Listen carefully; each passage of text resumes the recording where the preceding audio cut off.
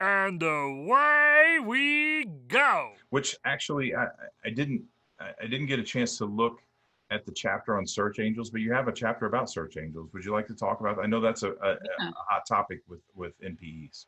Yeah. So, DNA testing goes back 20 years. The very first kits were sent out by Family Tree DNA, which is the oldest company in the States that does recreational DNA testing, in April of 2000.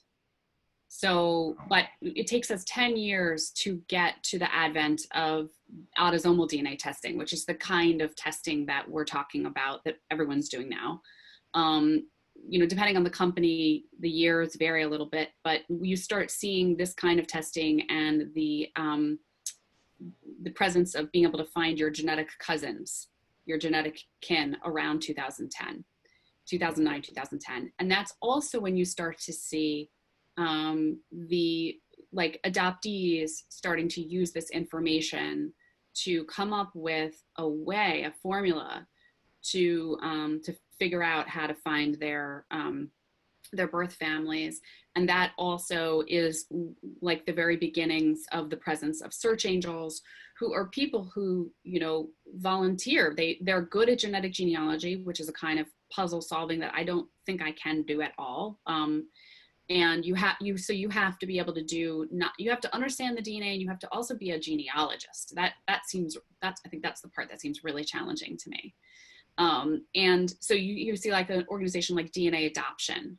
So they kind of give birth to a method, and also eventually they start training people, and you see adoptees coming out of that. Some of those adoptees act as search angels for others. Some people are just search angels without having that background as being an adoptee. And that community keeps growing and growing, and it's primarily growing in more recent years on Facebook. And so there's a lot of organizations like DNA detectives, like a lot of the subgroups of DNA detectives, and a lot of the other organizations that are not affiliated that specialize in, Italian genetic ancestry and Jewish genetic ancestry and specific areas, of different countries.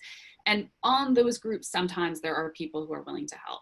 And sometimes it helps that they have this kind of history. And then there are also people who rent. You can purchase their services. You can pay them money to help you.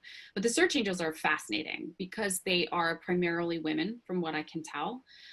They're kind of grassroots. They're driven by a sense that people deserve to know their genetic origins and that people shouldn't have to pay. And so they do this for free.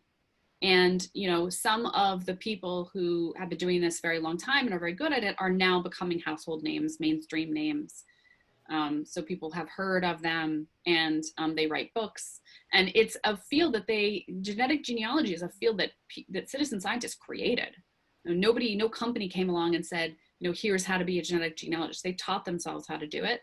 They taught themselves these techniques, or they learn them from other people. And so it's an absolutely extraordinary kind of field of citizen science. Wow, that's fascinating. I didn't know all that, and to think that I guess I really didn't think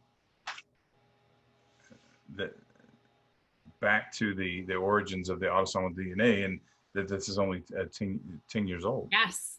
Yeah. Yeah. I mean, I think around 2013, you have the first million kits sold of autosomal DNA. So you're talking from 2013 to now, you go from 1 million to 30 million.